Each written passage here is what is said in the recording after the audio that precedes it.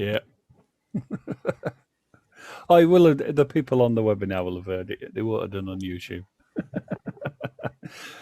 Okay, so that they don't count. No, they don't count. If they're on YouTube, they don't count. Good evening, everybody. We're just doing a bit of technical setting up for various other bits and pieces.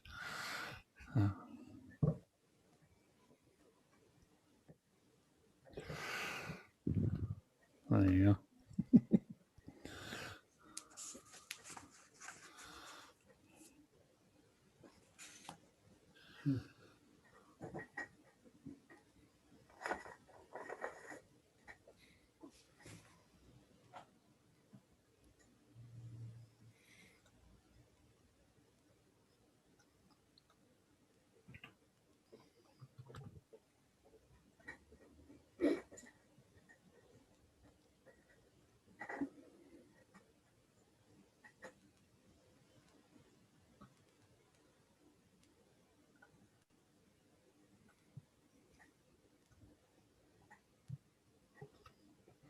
I've just had a question, Andy Simons. Do people have to pre-book to be able to see it on Facebook and or YouTube? No, anybody who's registered can join the webinar, but it's live to the world on Facebook and YouTube. I've not actually done a live stream to Facebook before, so it's all part of the learning curve. We're also live on the In the Air Tonight website as well. Hopefully. Yep, it is. So, right, I'm just going to stop screen sharing for a moment. Video's gone. Yeah.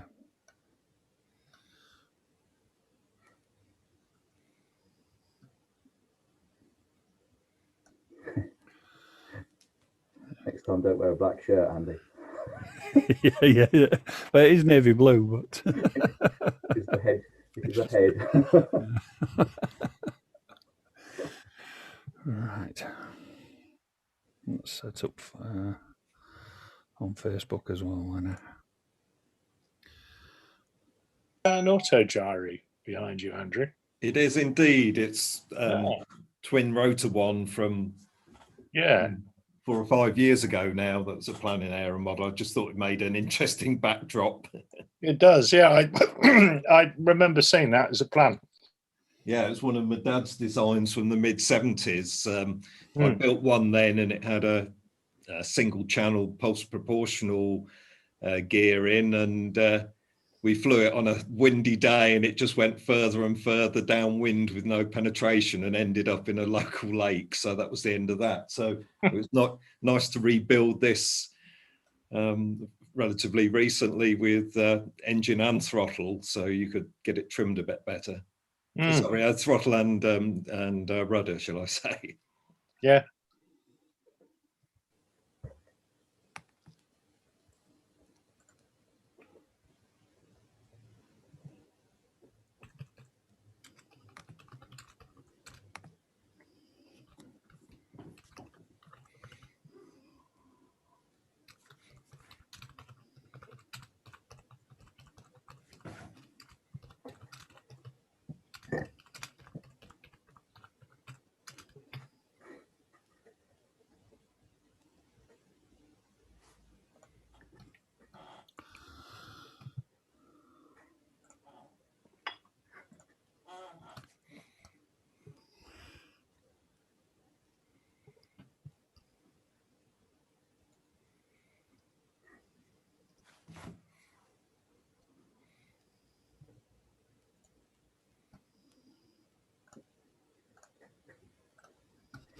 There we go.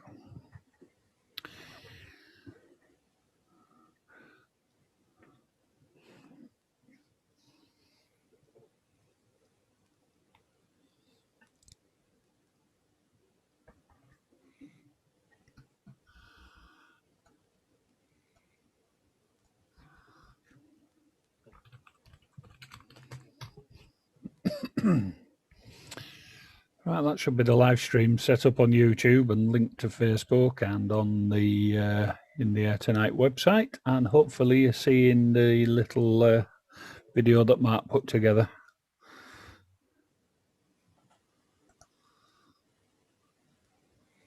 Yeah, not as clear as it needs to be, but it's fine for me. oh well. Yeah. John, who's asked the question, can't see any controls to mute yourself. You're already muted. It's an automatic thing as attendees. We've potentially got up to 300 online tonight. That's how many's registered. So if everybody could unmute themselves at will, we'd probably get lots of dogs barking, Coronation Street out of sync with each other, and wives telling you all off. So.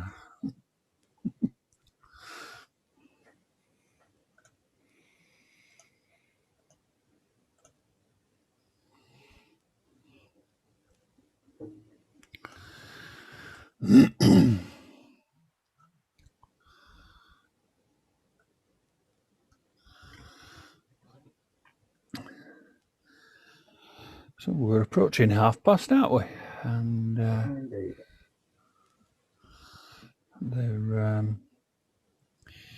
still quite a few to join that have registered.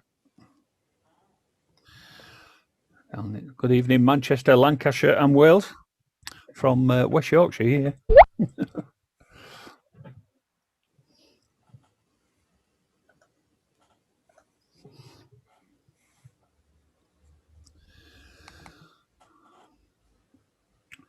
We've got a hand up from Alistair Munro. Hi, Alistair. You should be able to just unmute yourself if you've got a point to make.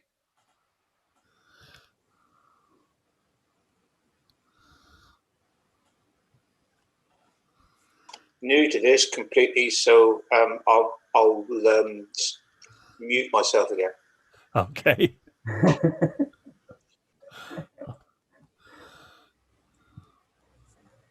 Questions coming in. Yeah. All right, Andy, I think we might. Right. Okay. Shall we get round to making the start then? Good evening, everybody. A bit of housekeeping. Normally when we do seminars and things, this is where we point out where the emergency exits are and the refreshments and things like that. But I'm assuming as you're all at home, you should know where those are, so we don't need to do that. So in terms of housekeeping, some of you will have already found the Q&A button. As we're going through the session from Andrew, if you've got any questions, if you can type them in there, myself, Mark Benz and Andy Sefton will be monitoring those, and we can raise those questions with Andrew at an appropriate time. If you've got any general comments, can you put them in the chat box rather than the question and answer? Otherwise, we'll probably start to lose the questions. All right, so I'll hand over to Mark Benz for the official introductions. Well, thank you all, virtual and panelists. On behalf of the BMFA, obviously, I would like to welcome all to this inaugural In the Air Tonight webinar. It's going to happen every Tuesday for the next 12 weeks. We'll be hearing from many of our specialist disciplines and general aeromodelling. We'll be encouraging all to participate, and we hope to learn a little more about the sport we're passionate about. Without further ado, I should say even, let me pass you over to Andrew Boddington for tonight's seminar, 1000 Issues of the Aeromodeller. Andrew, welcome. Thank you very much. Good to see everyone's names flashing up. I certainly recognise one or two people in there. Hopefully I'm on camera at the moment. I'm going to go through a bit of a PowerPoint presentation first, and then come back and do some more camera work and answer some of your questions. So bear with me. You should be able to see my PowerPoint screen. Is that look good? Yep, that's visible. Thank you. So 1,000 issues of Aeromodeller is quite a milestone. There aren't many publications that can say that. I'll tell you a bit about myself first. I'm Andrew Boddington. What got me the job? Well, you've probably got some ideas yourself about how I got the job, but first of all, my background is actually, I got a science degree, worked in computing, particularly the last few years in marketing. And in marketing, I was doing a lot of copywriting, planning, catalogs and things like that. So actually, unbeknownst to me, it set me up well to become editor of Model Aircraft magazine. So that was a good start, but probably a better start than that even was the fact that I'm the son of David Boddington, often known as Boddo. And so having that name certainly got me an interview, I think. Dad, probably best known as a radio control models designer and flyer, and produced over 500 designs to his name. And I think when I initially took over editorship of Aeromodeller 7 years ago, there was perhaps a bit of skepticism that it would just become another radio control magazine. And hopefully over the years, I've quelled that. And the proof of the pudding is in the reading of of each issue. So if I look back, so my heritage is my father's heritage to some extent, and he was born in 1932, and so growing up as a child in the 40s, he was obsessed with his brother Charles with aviation and modelling, so will have moved through the ranks of free flight and later control line. He was amazingly active and would never stay still. So over the years, he got involved in many different things. In the 1970s, he was involved in models for film work and television, started pylon racing with Club 20. In later years, his eyesight wasn't as good as he would have liked, and so he returned to free flight and radio assist type modeling. And he started the Tomboy duration competitions as a way of kind of flying old engines and having a competitive edge for something that was still fun to do. So without knowing it, as a child, I had a charmed upbringing for an aeromodeller. Dad didn't differentiate between the different disciplines, so I grew up building keelcraft flying scale and Achilles, and built control line models like Mini Goodyears and an early bird combat model, and obviously also did a lot of RC as well. So without knowing it, I was getting a very good grounding to be a future Aeromodeller editor. And if you combine that with the fact that I think my early reading experience was moving straight from Ladybird books onto my dad's pile of old Aeromodelers, I was being indoctrinated without knowing it. And I'm luckier that I inherited all these old Aeromodelers and magazines, because they've turned out to be very useful for my current job. But if we look specifically back at history of Aeromodeller over these 1,000 issues, the first editor of note was D.A. Russell, Douglas Arthur Russell. He was a contributor to Aeromodeller from the very beginning, but after a couple of years, he was owed some money by the publisher, and instead of getting the money, they offered to sell him the title, and so he ended up as publisher and editor of Aeromodeller from 1937. So the magazine started in 35, and he then went on to publish Aeromodeller. He kept it going throughout the war years, which is no easy job when you consider the shortage of materials such as paper and so on. His background was definitely model engineering. This shows a picture of him with one of his large petrol-powered aircraft, launching it from the top of a car at Digby Airfield.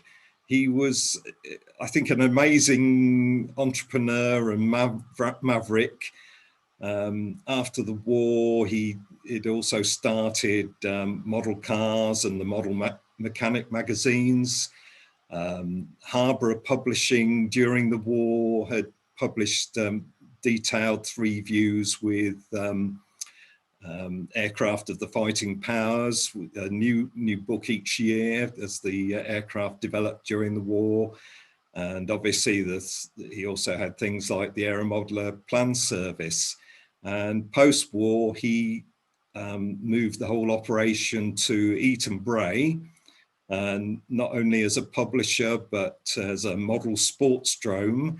So here we are 70 years later, and we've got a fine national centre at Buckminster. And good old D.A. Russell had done it first all those years ago. And it's great to be able to get back to some of those same feelings and that mixing of different disciplines on the same site.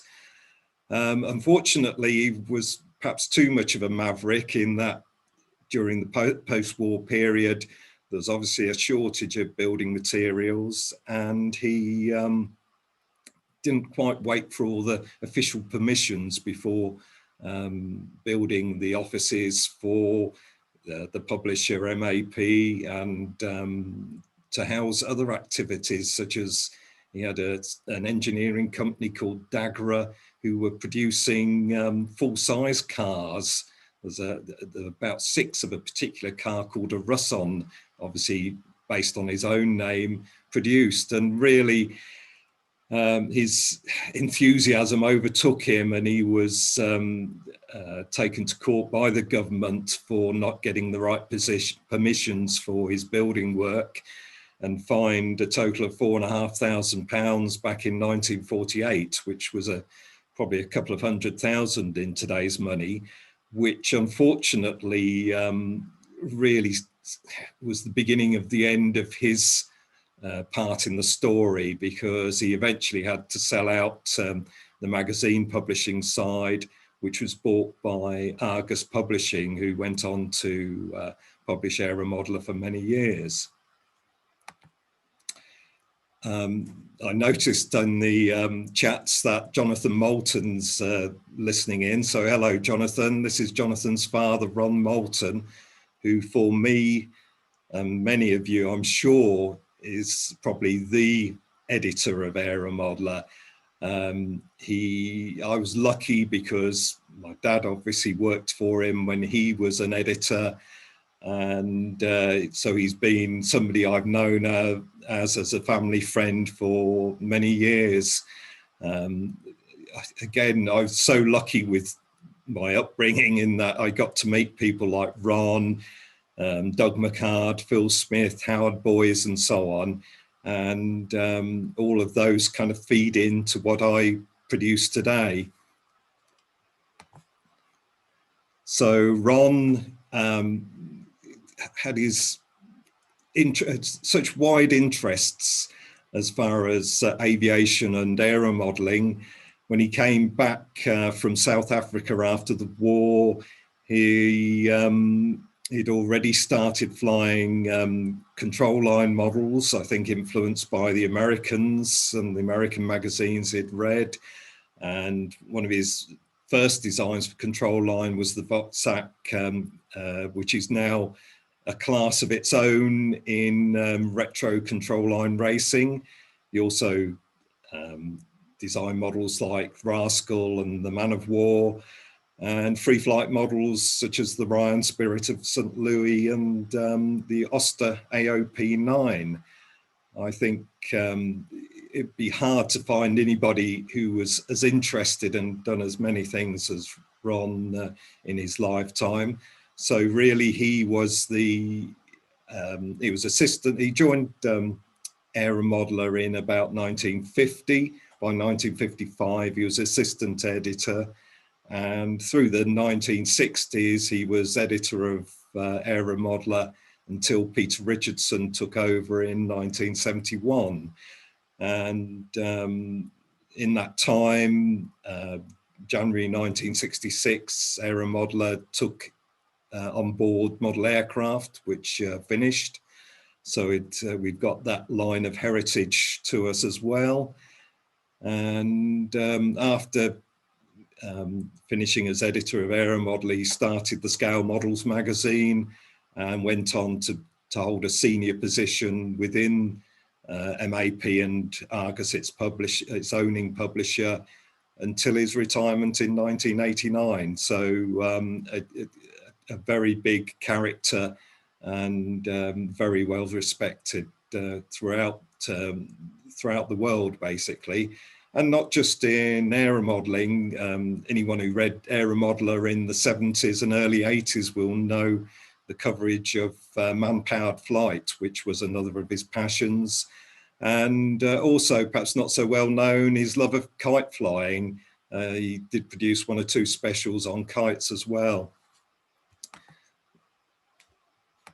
This photo I love. It shows editors over many years. So it's taken at the 50th anniversary of the SMAE, now of course the BMFA, in 1972. And from the left, there's Peter Richardson, who was then the editor of Aeromodeller, Ron Moulton, Harry Hundleby, who'd been the editor earlier. And on the extreme right, there is D.A. Russell himself. So I know there's many readers now who tell me they've got every issue of Aeromodeller from when they first read it as a youth. And some of these covers will look familiar.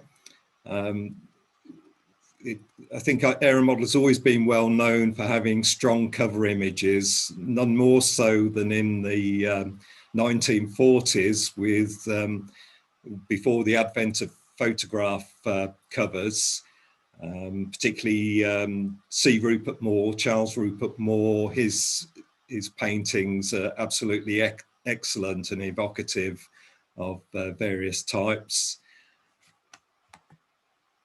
When you get to the 50s and 60s, you've got people like on the left, the Sup with Snipe cover was done by Laurie Bagley. He was also an aeromodeller and designed a free flight version of Bishop's Newport. On the right is a painting by Ken, I think it's pronounced McDonough. Forgive me if I get the pronunciation wrong. Ken obviously was also a prolific scale modeller. Aeromodeller published plans of his small Sup with Pup and the BE2. So if we get up to my time as editor of Aeromodeller, painted covers was something I really wanted to be able to still do. They're not always the easiest and cheapest covers to produce, but I've had support to do that. And so 2 of my recent covers were painted by, again, another scale modeller, Cedric de la Nougride, who is perhaps well known for having designed the free flight P-51B Mustang. Cedric's also an aviation artist as well, so produced those 2 covers for me. Not only were the painted covers iconic, I think when you get to the 60s, when we started having colour photos, there's something about the saturation of the process in that time that makes some of these covers very memorable. So when you see on the left there, there's a picture of Ray Edwards and Ken Long with their team race models. And to the right is a picture taken at the 1960, sorry, it's from January 1961. It's the World Championships, the Control Line World Championships in Hungary in 1960. Shows Don Still with his Stuka stunt model and Kjell Rosenlund with his Miss FAI team race model.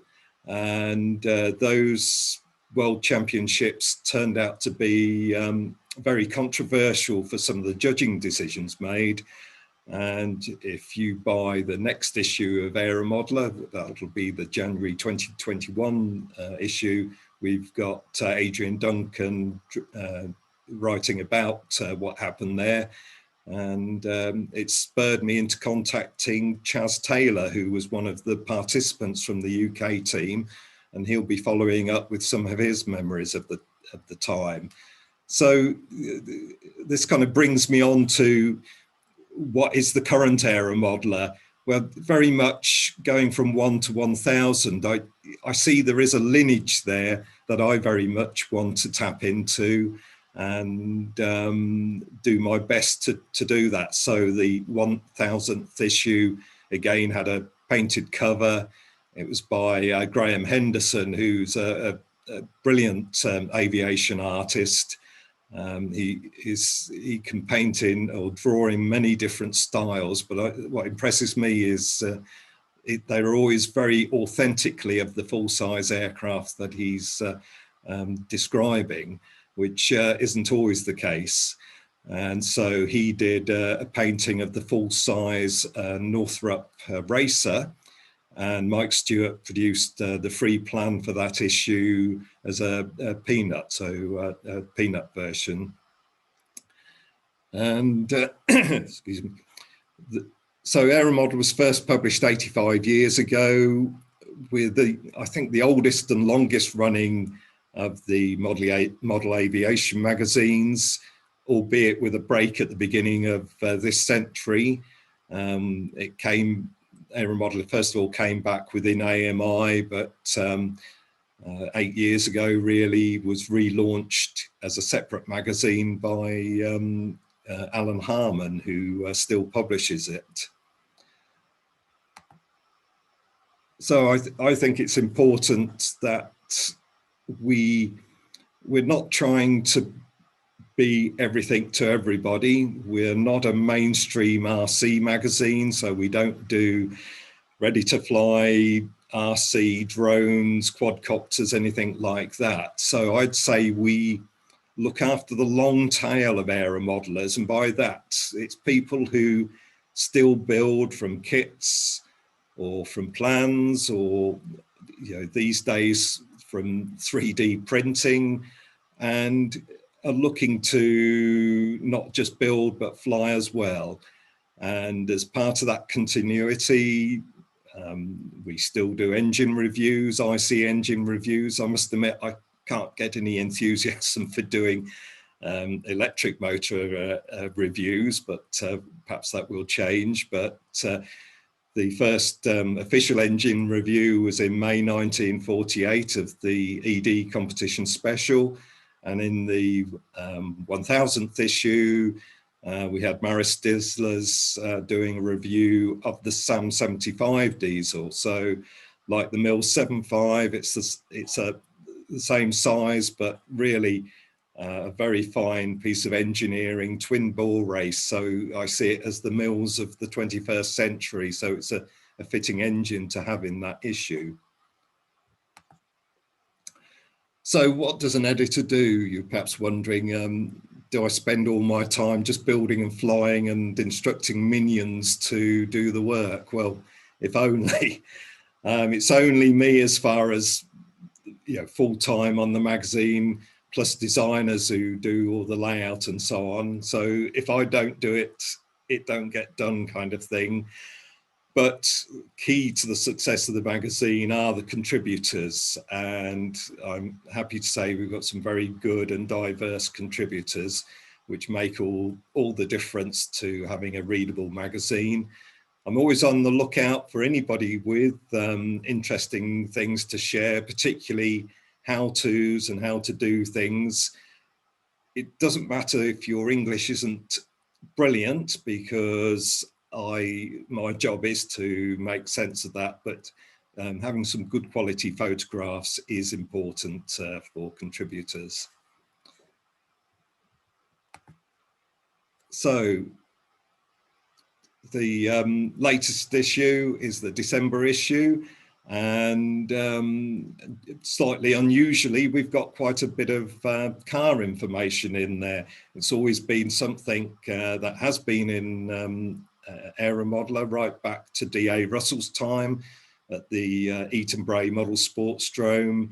They had tether car racing, and with the commissioning of the new track at the Buckminster National Centre, we've now got a couple of places in the UK where we can sensibly run these cars, and there are products coming out, particularly things like the Redfin twin shaft engine and a chassis that can be the basis.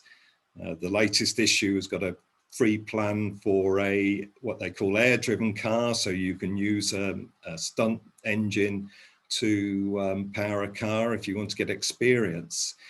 So really, I'm looking with Aeromodeller to build on the heritage of what's gone before. There'll be a mixture of old stuff, but not just rerun for the sake of it. There has to be a new angle on anything that we run. And these days, obviously, with things like small field flying becoming the norm, putting radio assist into perhaps free flight models is one area. I know it's contentious for some, but it perhaps allows us to fly where we wouldn't normally be able to.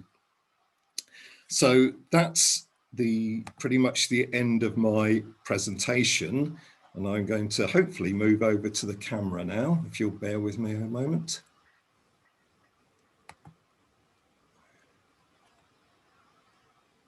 Good, I'm back. Right, so tell you a bit about what we're doing in Aeromodeller now that I think links into what happened in the past. So obviously, in the very earliest days of Aeromodeller, it wasn't even balsa wood. It would have been hardwoods, it would have been cane and things like that. And so pre-war, some modelers were very suspicious of even using balsa wood, as it wasn't oilcloth and linen and things like that. I think where we're trying to move things forwards is with items like this. I have a contributor, Brian Spencer, who is writing a series of articles for me on 3D printing. Now, he started off very much trying to emulate structures in balsa. So you think of things like Keelcraft flying scale, JetX models.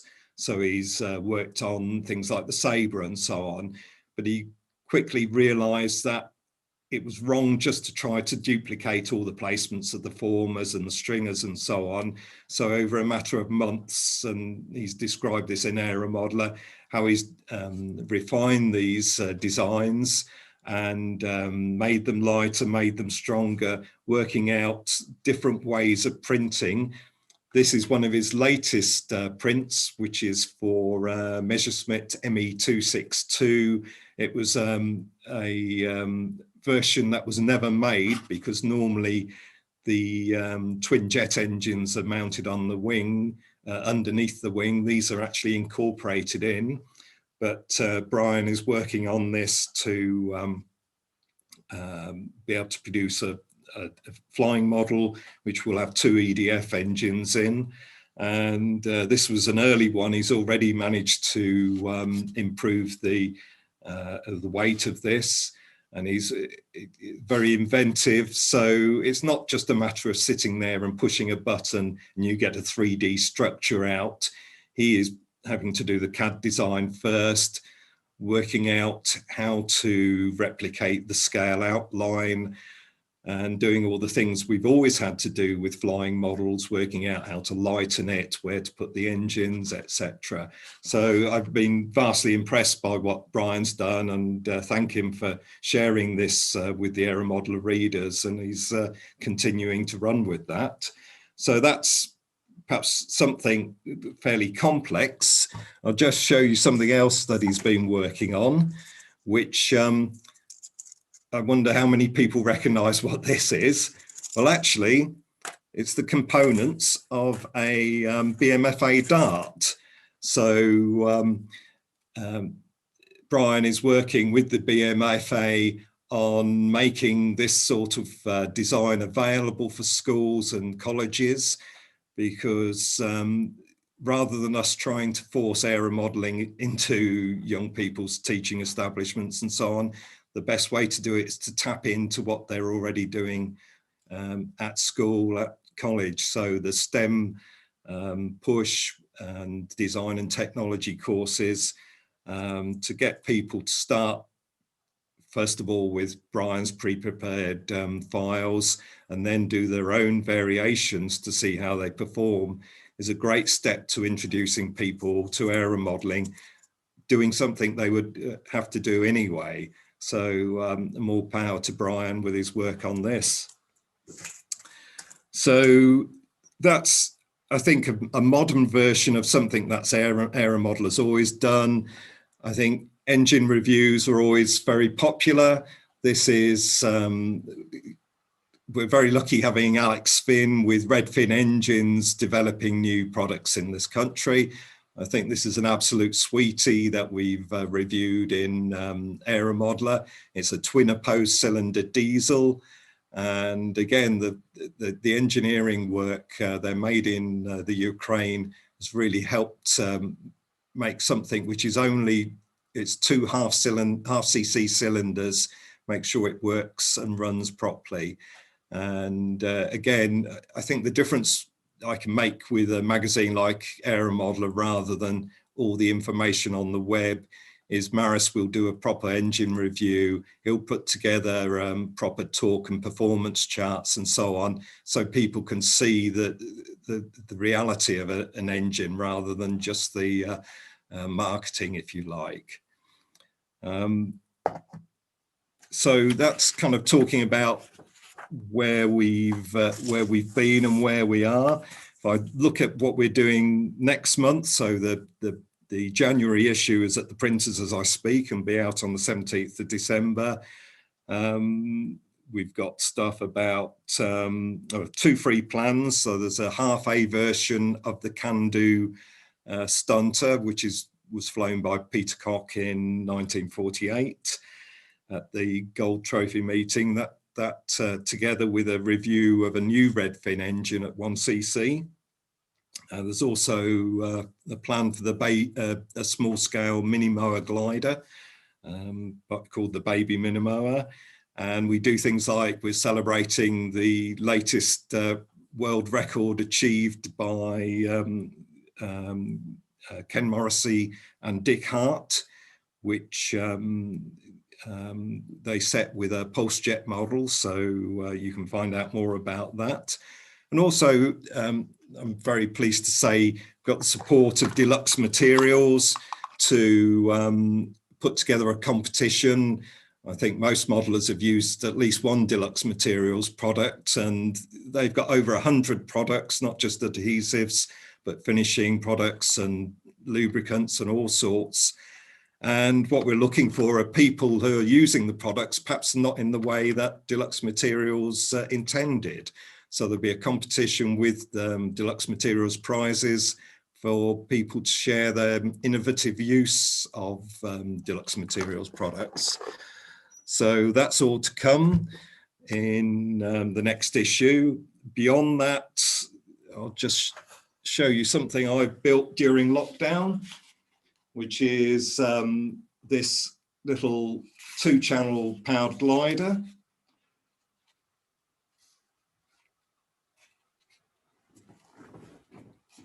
This is called the Piccalilli. It was designed by my father back in 1965 and never been published. And I kind of got it out of retirement and built one. Originally, it would have been for single channel. I've got 2 channels on rudder and elevator. being my father's son, I've got a small Elfin mini replica on the front, but I'm sure it would probably do very well with a small electric motor, but that's not quite my favorite. So that's I've got to draw up the plans because it's only some sketchy plans that my father left. So once that's all drawn up, that will be in a future issue as well. And so yes, more of the same. There'll be more on 3D printing in the future. I've got stuff on control line speed, both IC and electric, kit reviews, trying to cover many different aspects of what I'd call general aeromodelling.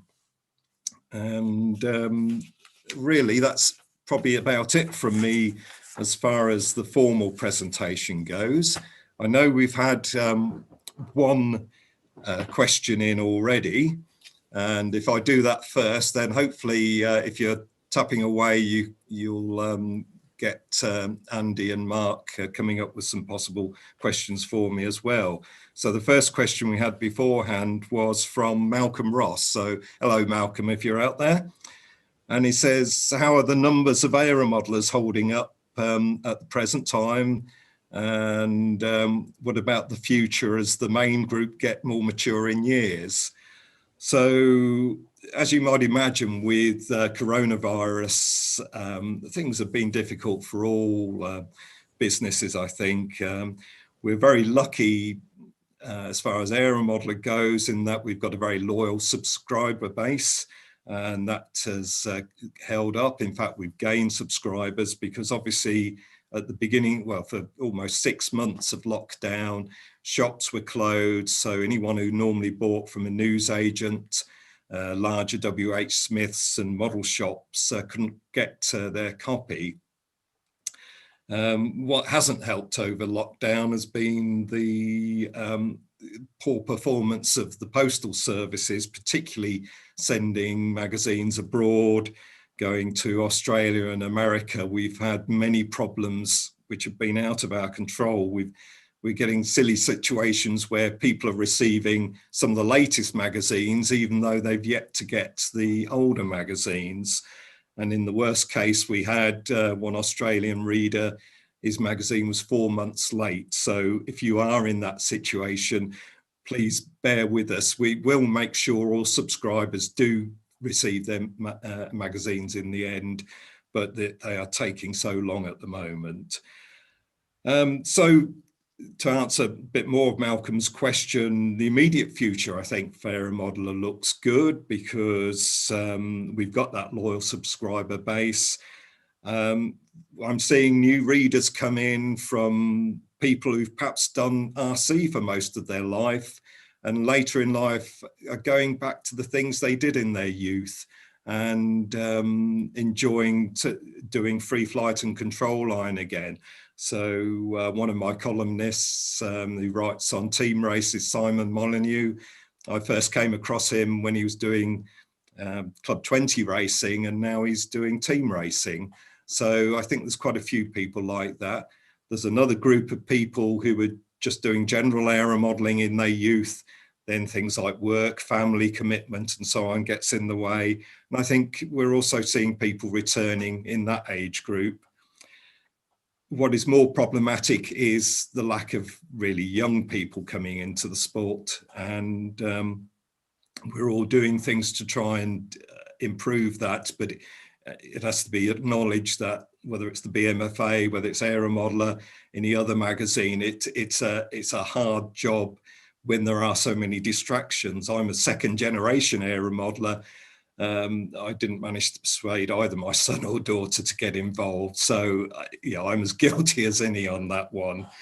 But I think for the foreseeable future, there's enough people interested. There are new people coming in, probably in their 50s and 60s, but I'll take those as readers if they want. So that's good. Andrew, would you like me to introduce you to 3 questions we've got come in? We've got 3 questions here. I'm going to take the middle one first because I think this is maybe a quick one for you. And this is from David Gins. Hi, did you ever fly at Market Harbour Model Aero Club with your dad, who knew our old president, Vice Redfern, quite well? Or Vince Redfern quite well, apologies. Yes, I was my father's shadow for many years, and we used to live in just outside Leicester, so Market Harbour was the local club. I still have memories of going to Vince Redfern's shop, model shop in Market Harbour, and yeah, for a child, for me, it was a magical place because he sold sweets and model aircraft stuff, and it doesn't get any better than that. So yes, if you were there then, you probably do remember a young lad. I won't remember you, but yes, I do remember that. Brilliant. I've got one more, and then I think we've got a live one coming from Martin Dilley. But I think before, Tony Butterworth, could you advise on the annual circulation of the Aeromodeller over the years? I'll stop at that point. A bit like the Dragon's Den, there's some numbers. It's not as many as it used to be. In its glory days, it was well over 50,000, and we're not near that now. I don't share information like that online, but the fact that we're still here after a very difficult year says it's enough. We can always do with more. I'm always happy to receive new advertisers and work with those as well. So you always want more, but it's enough is what I'd say. Brilliant. Andy, could we get Martin to ask this next question? Is that?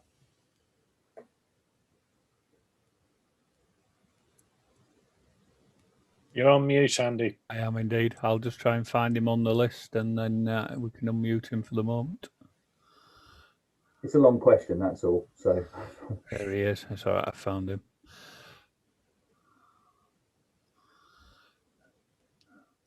Martin, you should be able to unmute yourself now.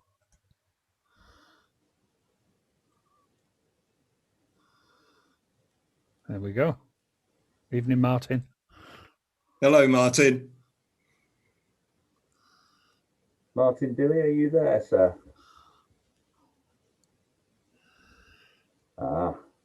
His microphone may be switched off. Okay, I will ask the question then. Keep this. What permanent staff was there in Moulton's time? The plans and diagrams had a sorry, I've just zoomed off there, had a consistently high quality, and World Championships often had full results and were reported in depth. That made the magazine inspirational and aspirational. Certainly many more than I do now, because it's effectively me. Because I wasn't there, I don't know for sure, but there was certainly full times drafting people to do plans. There was typically an assistant editor as well as the main editor, and there was certainly more money around to pay for freelance people to cover events and so on. So I'm lucky in that there's a lot of goodwill for Aeromodeller. So many people will cover events when they're competing there and write that up. And I thank them so much, because working for Aeromodeller, either me or as a contributor, isn't a get rich quick scheme, I can promise you. But yes, it's not what it was, but at the same time, we've almost never had it so good, because we've got full colour throughout the magazine. We have access to so many model products that people would have only dreamed of even 30 or 40 years ago. And I think what I look for in Aeromodeller contributors as people being inventive and using what's around now to do something a bit different and enjoy themselves, because in the end, if you're not enjoying yourself, why do it? Brilliant. Chat. I've got a comment in the chat here, which you'll like, from Tim Ballinger. Really like the idea of engaging the youth by using 3D printing as a design tool. Could be applies to all aspects of model flying. So you're onto a good line there. Well, it's especially, I think, control line flying with electric power. There's so many different components on there that you could get a child to design, test out, fly in the hopefully schools have still got playing fields and so on. So I think one of the reasons aeromodelling does struggle with younger people today, they don't see it. So talking to older generations, you could go down the park and see somebody flying a control line model there. That would be absolutely frowned upon, understandably, these days. But you can't escape the fact that people just aren't seeing that side of our activities. Brilliant. Another comment, another question there's two questions from John Bristow, but we'll go to the latest one. Aeromodeller was always seen as source of international news, AMA comment in brackets. How do you feel you are doing on that score? Reasonably well, because I have contributors from across the world, particularly Australia. But again, it comes down to traveling to events abroad. I was reading up about Ron Moulton before I came on to the call, and he had friends all over the world. He could travel to events. There was expenses money for doing that sort of thing. I don't even get expenses money for traveling to events in the UK, let alone abroad. So I think John has been very good in the past by covering the Toledo Aeromodeling Trade Show, and I thank him for that. And that's how we do it. Basically, it's contributors believe in what I'm doing and are happy to go that extra mile to help. Brilliant, brilliant. Andy, I've lost the other question off the screen. I don't know whether you've got that. You could.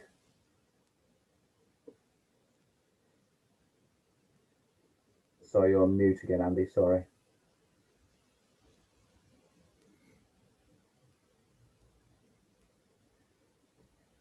You're still muted, Andy. Right, sorry about that. Yeah, I think you've answered all the questions. There was a comment from John Bristow saying he's loved the talk. Right. The way you've catalogued the legends of the industry and love the painted front covers. And he's always wanting to help out. That's John Bristow from Deluxe Materials.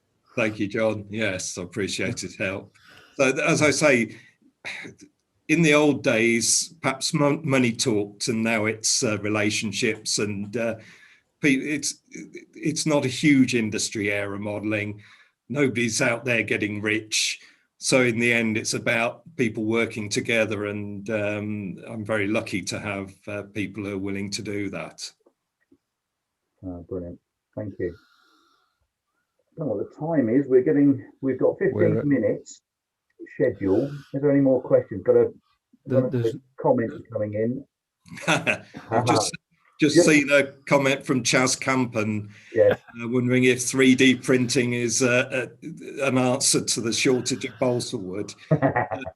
Well, I think the first thing to say is I'm not sure there's actually a shortage of balsa wood.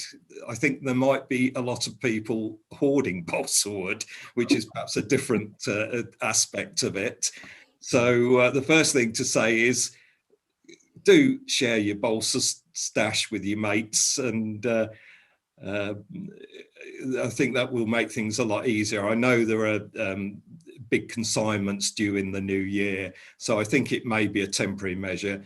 And we've sort of been here before, and I know it's been a bit of a perfect storm with the COVID lockdown. Lots more people have been building and buying balsa, and that's put a bit of strain on the supply side of things. And certainly the wind turbine blade manufacturers are supposed to use balsa for the cores of the blades. So I can see there are factors, but I've also heard of people going in and buying up every last sheet of 1/16 and 3/32, and we're back to the hoarding of bog rolls, really, aren't we? So I think some of this is self-inflicted on us as a hobby. So please share. I've seen there are various things flashing up. I don't know if you can still see them, Mark, at all. Yeah, go for them. You go for them. Are they going to be under chat, do you reckon? Yes, they've come up through the. I think there's some in chat and some in question and answer at the moment. I'll do for the question and answer first. Okay, one from John Stennard. He says, "Can you give some info about the Aeromodeller annuals?" It's been some years since Aeromodeller annuals have been around.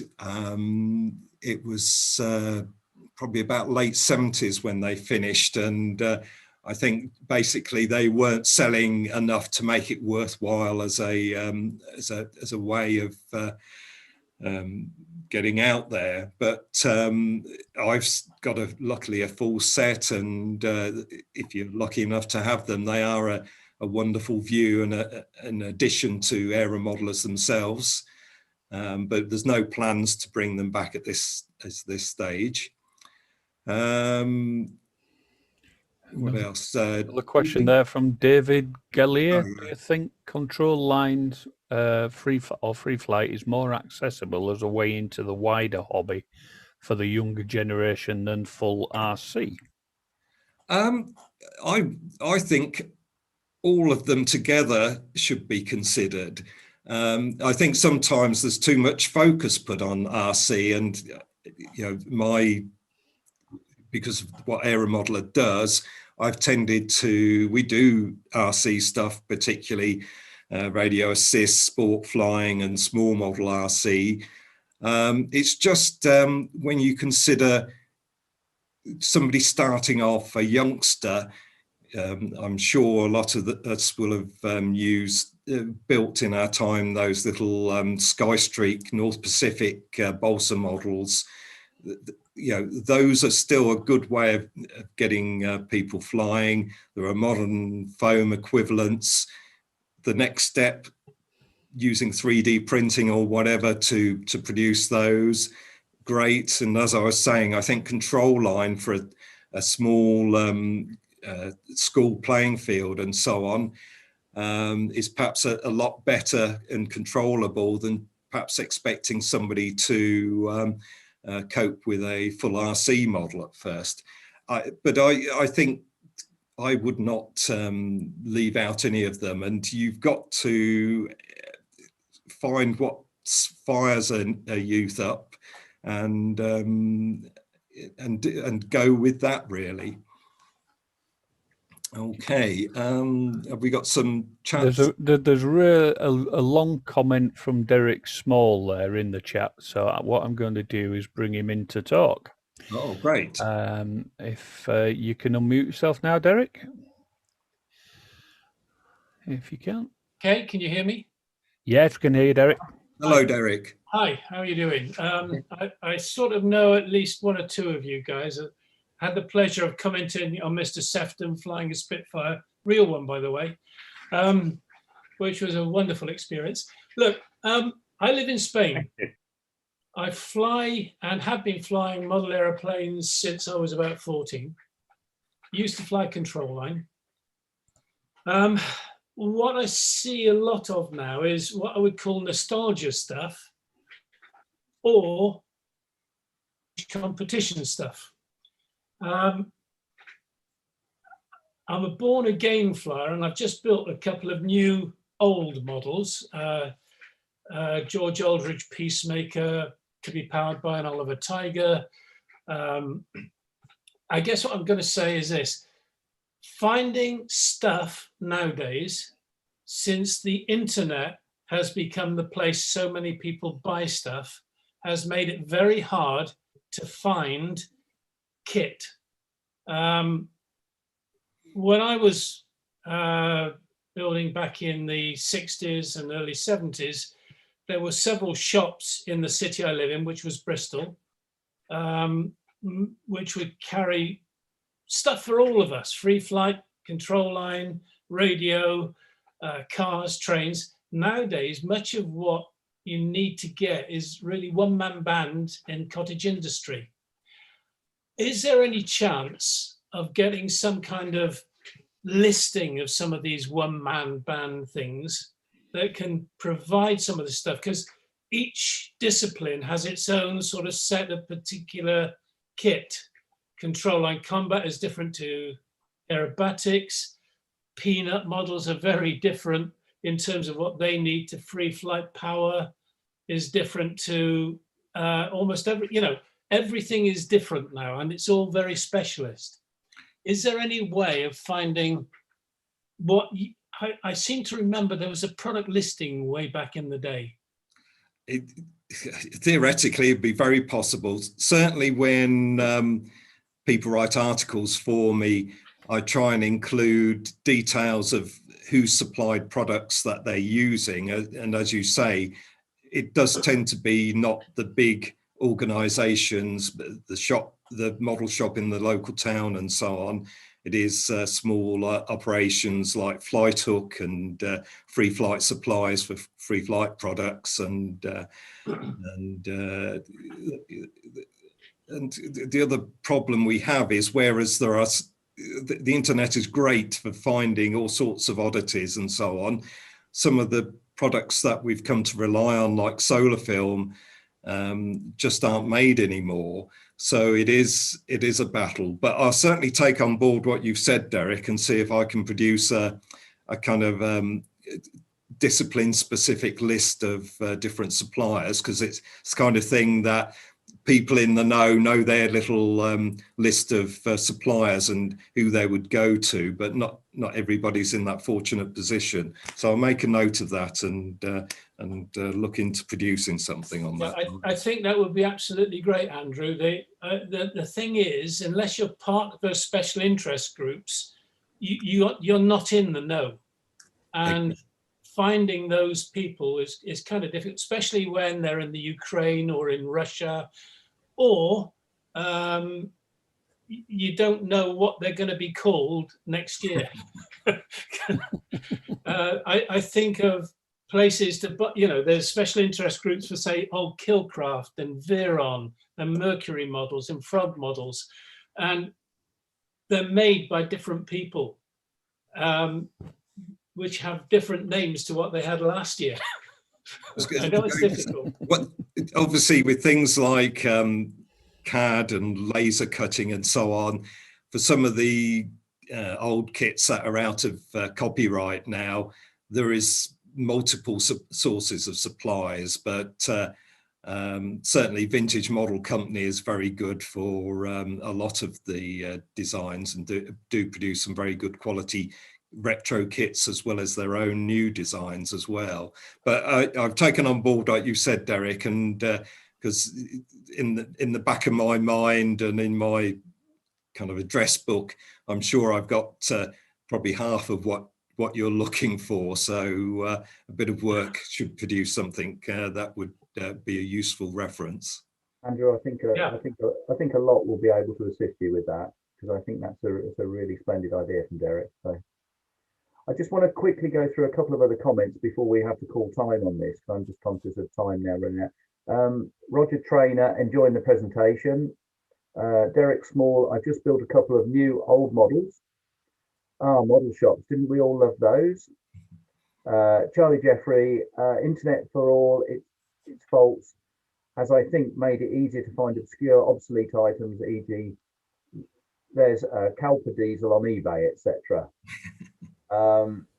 And then Roger Trainer, enjoying your presentation, and various, it goes on a bit, I'm sure you can read that one, but just, really positive feedback. So, fantastic. Thank you. I'll just see if there's any more questions before we... I think there's one there from John Bristow again. Are you going to do a survey on content and style of the magazine? The balance, news, test, construction, how to, etc. His point is, how do you contact those that don't read or buy it but might do it? Well, that's the the $64 million question, isn't it? Indeed, yeah, absolutely. One of the best ways is for me getting out there, making sure I'm at model events. So as far as what do people want to see in there, talking to people, it's also, as I say, it depends on what contributors I can find as well. So I'm always looking for people with something perhaps a bit different and new to say. And we're certainly looking at new ways of getting out there. There's a chap called Chuck Imbagamo in America who now owns Peck Polymers. He's just started taking Aeromodeller magazine out there and says it's selling well. So there's I don't know that I'll be doing anything formal, but it's a matter of getting out there, talking to people, and taking opportunities as they come along. Fantastic. I think somebody's making a comment about my floating head.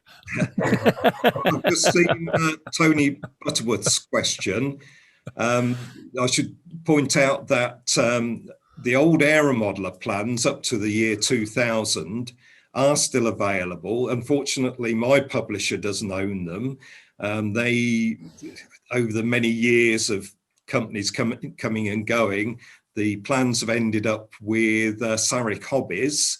And if you go onto the Sarek Hobbies website, they've got many of the old Aeromodeller plans, including the X list as well. And about a new plans handbook, again, these days it's typically all online. So if you know of an old plan that you'd like to find, do have a look on the Sarek Hobbies site. The plans from Aeromodeller after its relaunch, and also from Model Flyer and AMI, they're all available from my publisher, which is Doolittle Media. And if you want to subscribe to Aeromodeller, the Aeromodeller website or the Doolittle Media website will allow you to do that. Fantastic. I think we'll take the last question. Susan Johnson, as a lady flyer, would love to know about other ladies who fly now. Yes, there are ladies who fly, not many, but if Susan wants to contact me, editor@aeromodeller.com, and tells me about her experience, I can perhaps publish that and try and encourage other ladies to get in contact. So there's certainly some husbands and wives that are out there and fly. And Susan, yes, more the merrier. So women flying, youths flying, I think the more people can get involved, the better. Fantastic, thank you. Well, I would think we better probably call it an evening there. We want to try and run the 12 sessions fairly promptly so that everybody can get back to their family lives as well. And but just as a quick plug for next week, we're going to run this obviously every Tuesday, 7:30 the same time. We've got Duncan McClure, who's going to do a talk on the achievement scheme, and I believe this is not going to be a technical one, Andy. You might be able to help me, Andy. No, it's just more a little bit of the philosophy and the benefits, that type of thing, rather than an in-depth look at the various tests. Yeah, I mean, we can't do a virtual clap, but I would like to sort of say thank you, Andrew. That was fantastic. You can do a virtual raising of hands. We've had a great audience, and I've been watching the numbers, and they haven't fluctuated very much. You've only lost a few towards the end, so you know, absolutely fantastic, and thank you. And we welcome everybody back for next week's session. On that, Andy, shall we